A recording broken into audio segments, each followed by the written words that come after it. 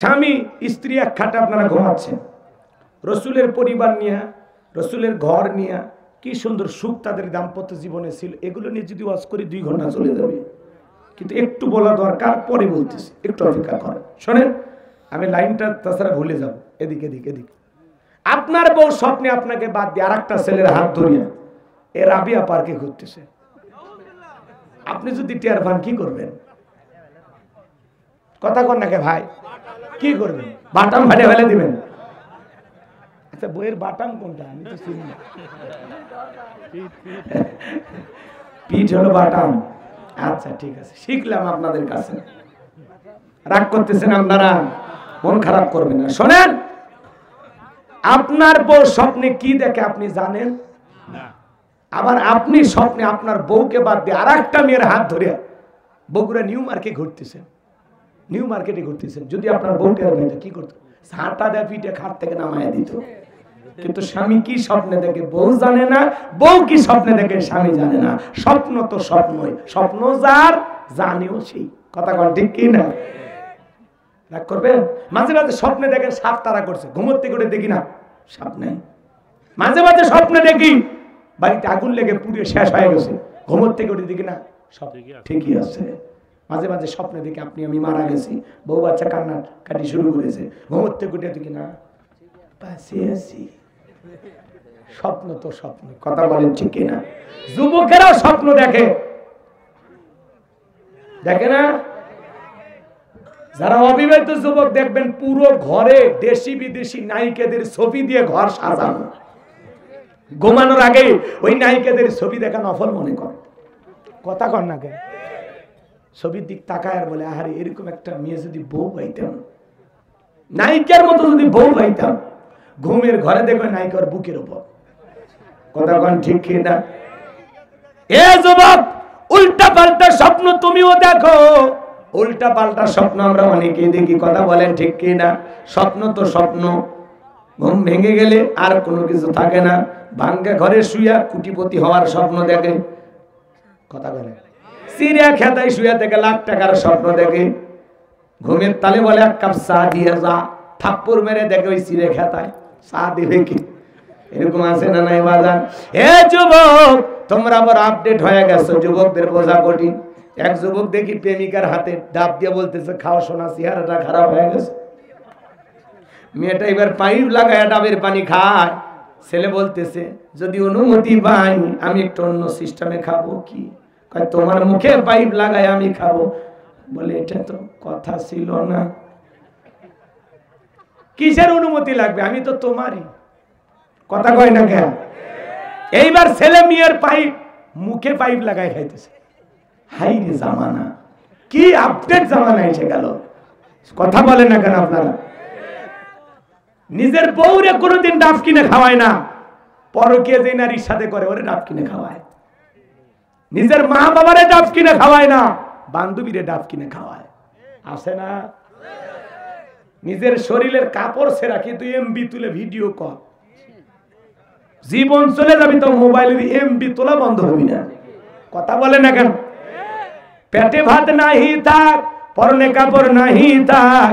পেটে ভাত নাহি যাক, পরনে কাপড় নাহি থাক। মোবাইল সারা দিন চলে না। কি দোলা লাগিল মোবাইল আসিল, পড়াশোনা মন বসে না। রাত 12টার পরে নার্গি যখন ফোন করে, দু চোখে ঘুম আর আসে না। কথা বল। রাত জাগিয়া ফোনে চ্যাট করিয়া, রাত জাগিয়া ফোনে চ্যাট করিয়া, ফজরের নামাজে ঘুম ভাঙ্গে না। মোবাইল আসিল, কি দোলা লাগিল, পড়াশোনা মন বসে না। রাগ করতেছে? বলবো না, এগুলো কষ্ট হয় আপনাদের গো। করছে মন্ত্রীরা সব কোথায়? না বলবো না, থাক। বলবো বলবো চলবে? হাত তুলে বলেন চলবে? লিল্লাহি তাকবীর। মন্ত্রীরা সব কোথায় গেল, এমপিরা সব কোথায় গেল, কোথায় কাদের কাকা? ওদের সারা দেশটা এখন লাগে ফাঁকা ফাঁকা। পালাবো না, পালাবো না, পালাবো না, যাই না তাদের দেখা, দেশটা তাদের সারা এখন লাগে ফাঁকা ফাঁকা। আইন মন্ত্রী আটকে গেল আইনেরই ফাঁকে, দাড়ি সারা দরবেশটারে ভণ্ড ভণ্ড লাগে। শুনেছি ভাই কত নেতা নেত্রী খাইতেছে ভাই ডান্ডা, বিচারপতি কালা মানিকের ফাটিয়েছে নাকি আন্ডা। এটা আমার খবর না, মিডিয়ার খবর। এই বিচারপতি শামসুদ্দিন মানিক আল্লামা সাইদি হুজুরকে মৃত্যুদণ্ডের রায় দিয়েছিল। এই বিচারপতি মানিক বিগত সরকারের বাচ্চাটা গোলাম ছিল, বিচারকের নামে মিথ্যা বিচার করত, মিথ্যা রায় দিত। আজকে সেই বিচারক বিচারকের কাঠ গড়ায়। টকশোতে বসে আমার বোনকে অপমান করে রাজাকারের বাচ্চা বলেছিল। ছাত্র আন্দোলনের সমস্ত ছাত্র ভাইদেরকে রাজাকারের বাচ্চা বলে গালি দিয়েছিল। 116 জন আলেমের তালিকা করে দুদকের কাছে জমা দিয়েছিল। আমার রোল নাম্বার ছিল 23, সিরিয়ালে আমার নাম্বার কত? ও এখন বিনা তালিকায় জেলখানে। কথা কোন ঠিক কি না? হলো কেন চলো গেল, হলো কেন চলো গেল, টামিয়ে নেটের চাকা, ওদের সারা দেশটা এখন লাগে ফাঁকা ফাঁকা। কোথায় গেল সংসদেতে মমতাজের গান, কোথায় গেল হযরত বলা স্বামী ওসমান। 70 রাকাত তাহাজ্জুদ পড়তো, বিরাট বলে আল্লাহর রাসূল ছিল। 41 সাল পর্যন্ত টিকে থাকার স্বপ্ন দেখেছিল। 24 সালের 5 আগস্টে ভাগ্যে কি আছে আল্লাহর ওলিরা জানতো না। কথা বলেন। এই স্বামী ওসমান মাইক পেলে বলতে খেলা হবে, খেলা হবে, খেলা হবে। আরে মোশানকু যখন এই ডায়লগ দিছিল তখন কিন্তু মোটা ছিল, এখন চিকন হয়ে গেছে। রাগ করছে, মন খারাপ করেছেন আপনারা। অনেক কথা বলা যায় বাজার, আমি সামনের দিকে যাব না, কষ্ট মনের মধ্যে নেবেন না। আমরা দুর্নীতিমুক্ত নেতা চাই, দুর্নীতিমুক্ত বাংলাদেশ গড়তে চাই। কথা বলেন। চলেন, সামনে অনেক বড় ভালো স্বপ্ন দেখা লাগবে। কি যে বলতে চাচ্ছিলাম একটু গেলে বুঝতে পারবেন।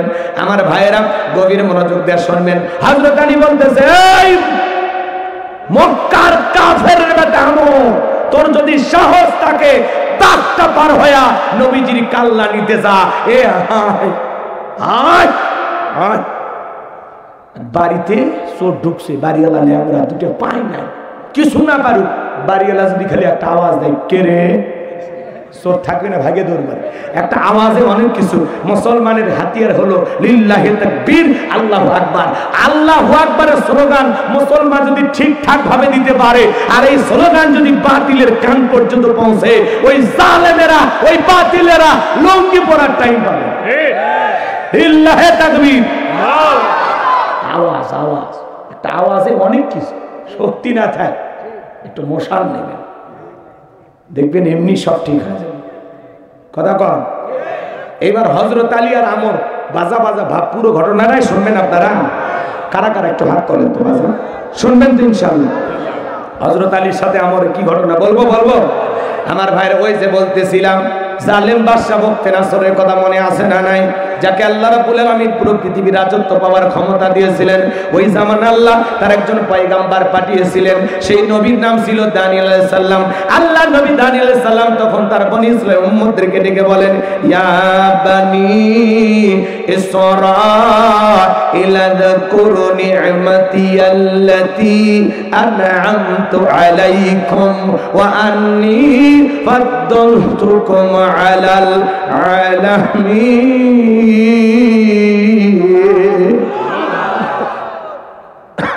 আল্লাহ নবী দানিয়েল ডেকে বলে, ও বনি ইসরাঈল উম্মতেরা, আল্লাহ তাআলার কৃতজ্ঞতা আদায় করো, শুকরিয়া আদায় করো, আল্লাহর নিয়ামতের প্রশংসা আদায় করো। তোমাদের বাপ দাদা কৃতদাস ছিল, মানুষের বাড়িতে রাখালের কাজ করত, গোলামের কাজ করত। সেই জিন্দেগি থেকে আল্লাহ তাআলা তোমাদেরকে মুক্ত করেছেন, স্বাধীন করেছেন। বিদায়ের দাম্ভিকতা করো না, অহংকার করো না, গাছের পূজা করো না, মাছের পূজা করো না, চন্দ্রের পূজা করো না, এক আল্লাহর ইবাদত করো। আল্লাহ নবী দানিয়েল আলাইহিস সালাম দিনে দাওয়াত দেয়, রাতে দাওয়াত দেয়, সকালে দাওয়াত দেয়, সন্ধ্যায় দাওয়াত দেয়, কোনো মতেই তারা দাওয়াত গ্রহণ করলো না। আল্লাহ নবী দানিয়েল আলাইহিস সালামের দাওয়াত তারা ঘৃণা ভরে প্রত্যাখ্যান ঘর খুললো আর ডেকে বলে পয়গম্বর ওই পুরান দিলের গল্প শোনায় লাভ নাই, বাপ দাদা কি করেছিল আমরা জানতে চাই না, আমরা ভালো আছি। আল্লাহ নবী দানিয়েল আলাইহিস সালাম এতই সুন্দর করে বুঝাইলেন, নবীর কথা তারা কোনো মতেই শুনলো না। আল্লাহ নবী দানিয়েল আলাইহিস সালাম দাওয়াত দিতে দিতে দিতে দিতে দিতে এক পর্যায়ে গিয়ে বললে, লম্বা ইতিহাস তো সংক্ষিপ্ত করে বলতেছি বাজার। আল্লাহ নবী দানিয়েল আলাইহিস সালাম তাদেরকে ডেকে বলে, শোনো, কোন কওমের মানুষ, কোন জাতির মানুষ যদি দাম্ভিকতা করে, অহংকার করে, আল্লাহ পাক তখন তাদের ভাগ্যে দুই ধরনের আযাব আর গজব পাঠায়।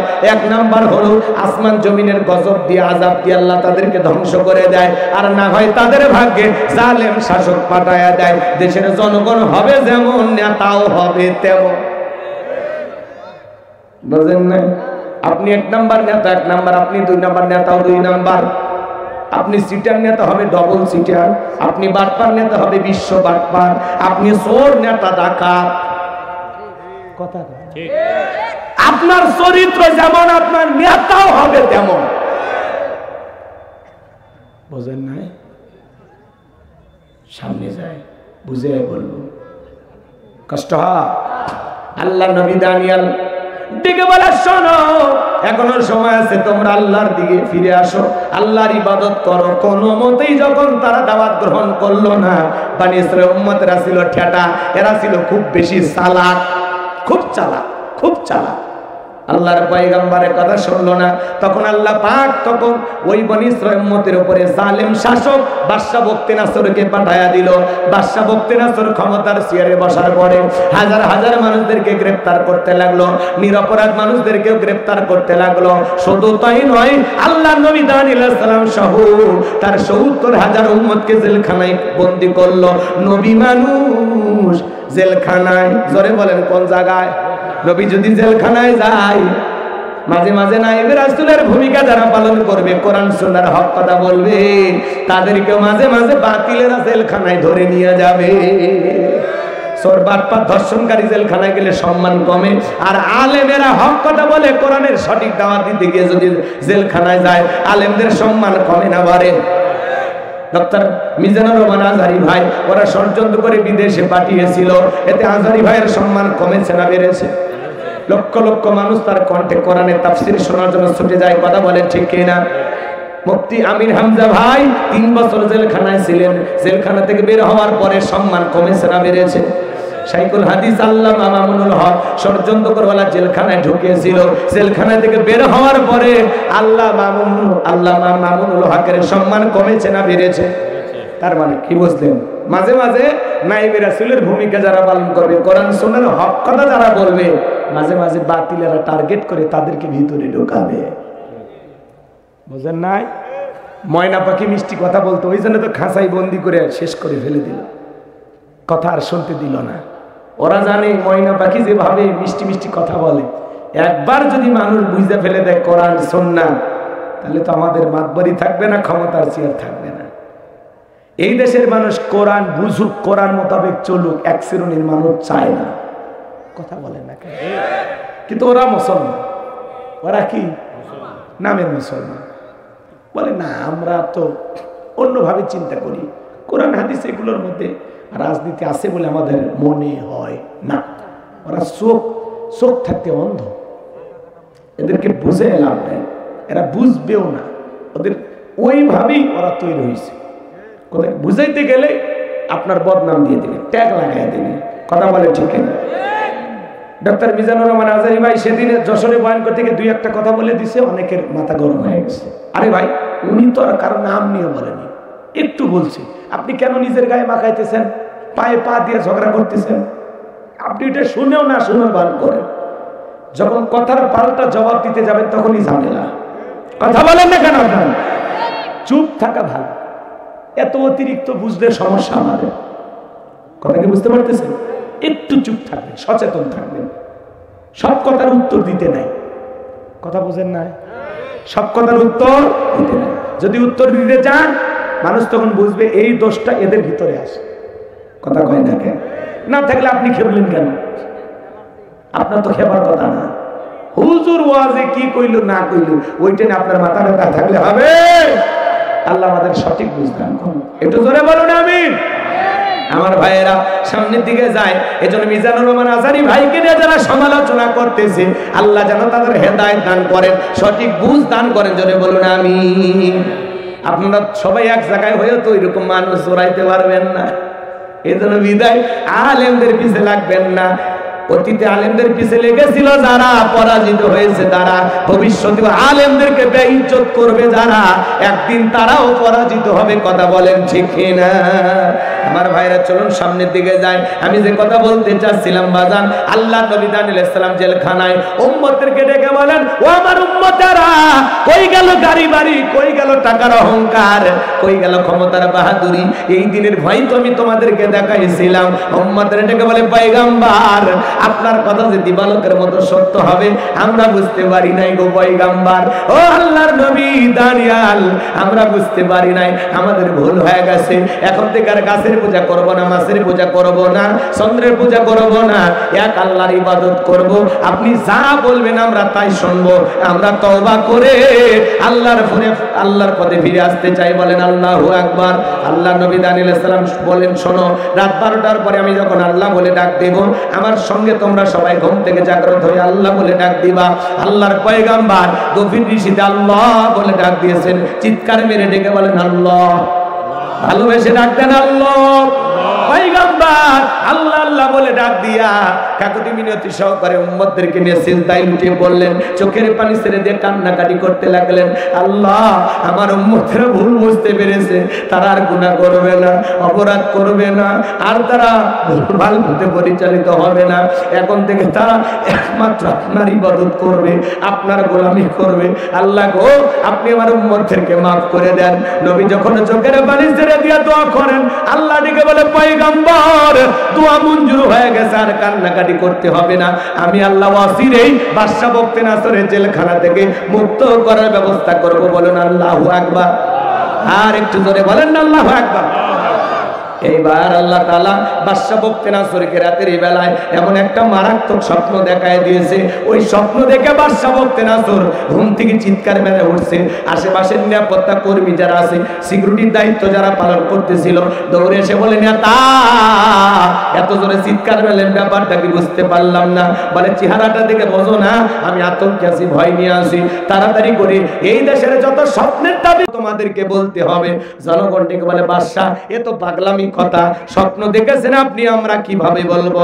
বাদশা কি স্বপ্ন দেখেছে দেশের জনগণকে জানে? আরে ভাই বাদশার কথা বাদ দেন, স্বামী স্ত্রী আপনারা এক খাটে ঘুমান নাকি আলাদা? জোর একটু বলবেন না? গরিব হতে পারি, আলু ভর্তা খায় বউ কলত নিয়ে ঘুম পান,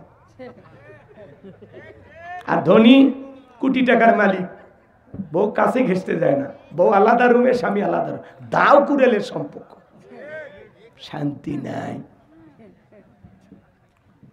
টাকায় সুখ নাই, দামি বিছানায় সুখ নাই, দামি খাটে সুখ নাই। সুখ আছে গরিবের ছোট্ট ভাঙ্গা কুটির ঘরে। নবীজির ঘরটা ভালোবাসা দিয়ে ভরপুর ছিল।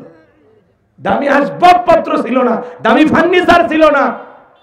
আম্মা জান আয়েশা যে জায়গায় গিলাসে পানি লাগায়া, যে জায়গায় গিলাসে ঠোঁট লাগায় পানি পান করতেন, আল্লাহ রসুল গিলাসটা ঘোরাইয়া ওই জায়গায় ঠোঁট লাগায় পানি পান করতেন।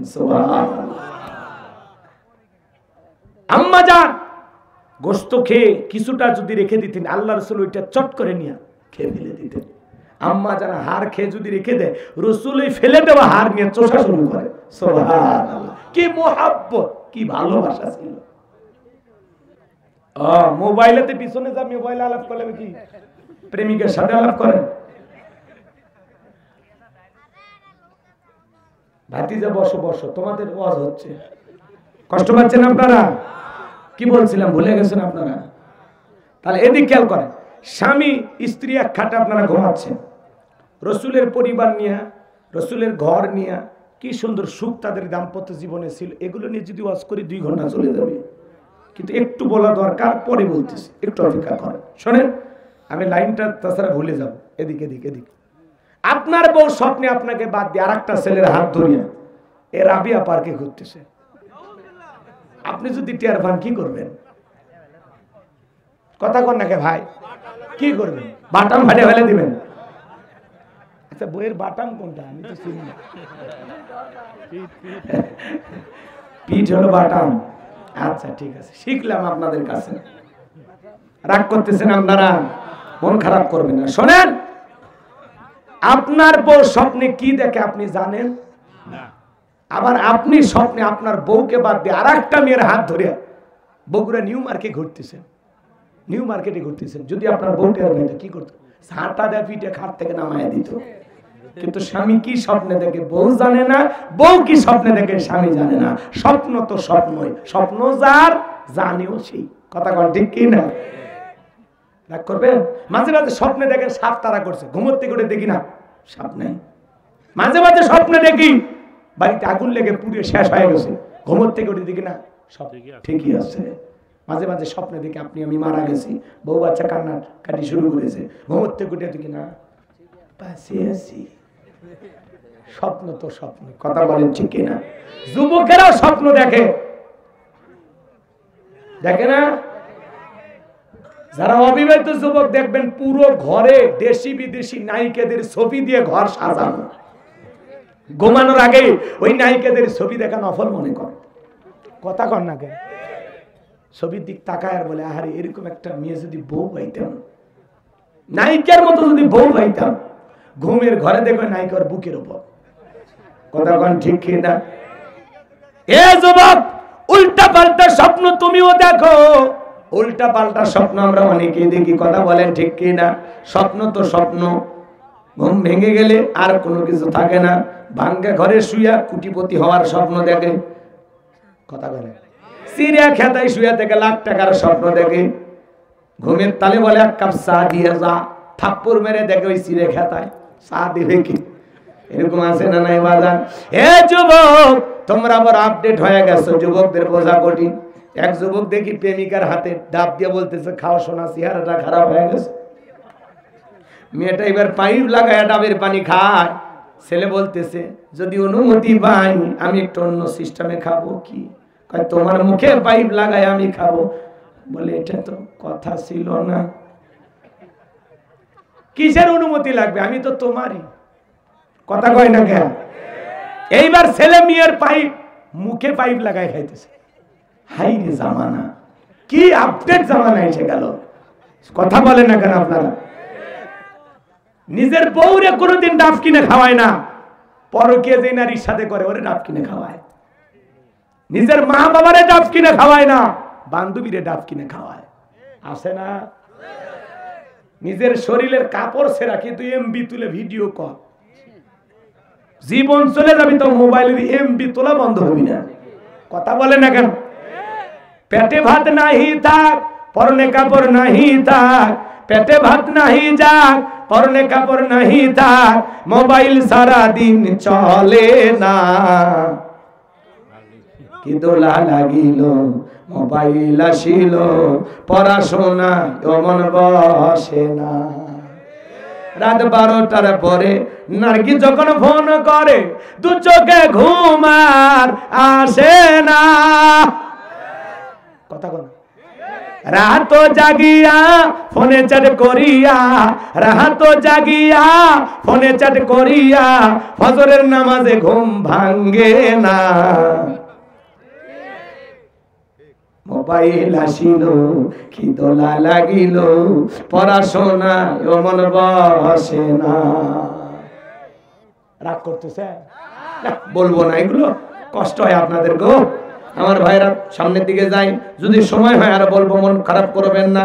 এ তরুণ যুবকের দল এইবার জনগণ ডেকে বলে বাদশা স্বপ্নে দেখেছেন আপনি, আমরা কিভাবে বলবো? বাদশা ডেকে বলে কেন তোমরা নাকি গায়েব জানো? বলেন তো বাজান, আল্লাহ সারা দুনিয়ার কেউ কি গায়েব জানে? এই পৃথিবীর জমিনে কিছু ভণ্ড পীরের আবির্ভাব ঘটে, ওরা বলে আমরা গায়েব জানি। আলেমেরা না জানলে আমরা জানি। মনে রাখবেন বাজান, দুনিয়ার কোনো মানুষ গায়েব জানে না। গায়েবের এলেম আছে একমাত্র কার কাছে? আল্লাহ সারা দুনিয়ার কেউ গায়েব জানে না। নবী রাসূলেরা জানতেন ততটুকু, আল্লাহ যতটুকু জানিয়ে দিতেন। আল্লাহু আকবার বলেন।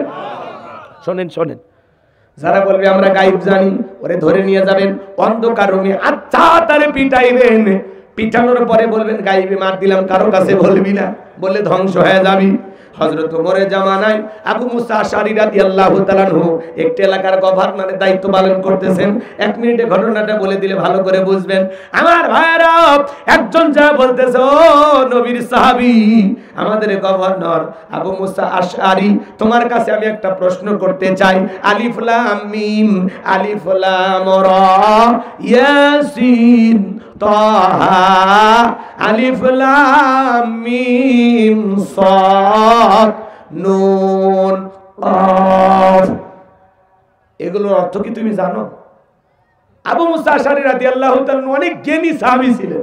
উনি চিন্তা করলেন, আমি যদি বিচার করি সমস্যা হলে হতেও পারে, অতএব বিচারটা আমি উমরের কাছে পাঠিয়ে দিই।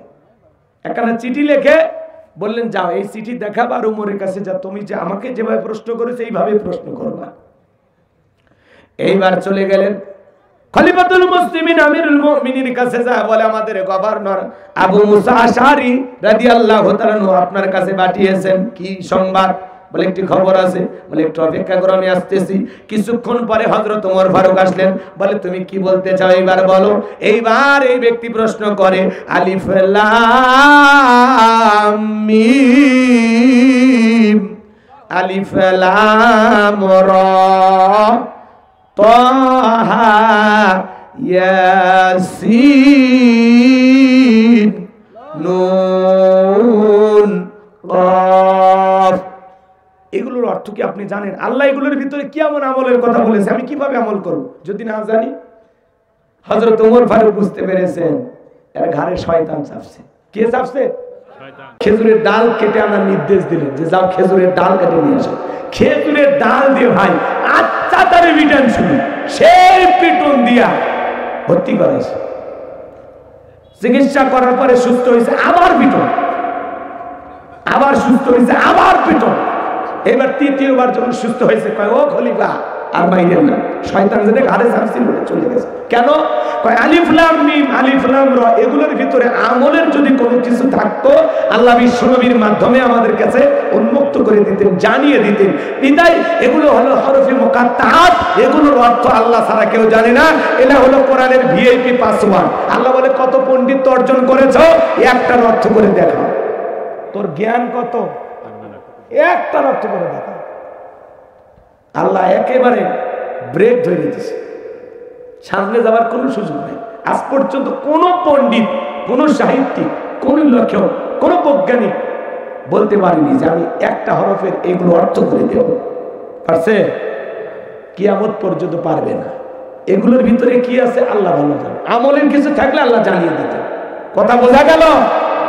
তার মানে আমাদের সমাজে অনেক ভণ্ডবীর বলে আলিফ লাম মিম, এগুলোর অর্থ আলেম ওলামা জানেন, আমরা বুঝি।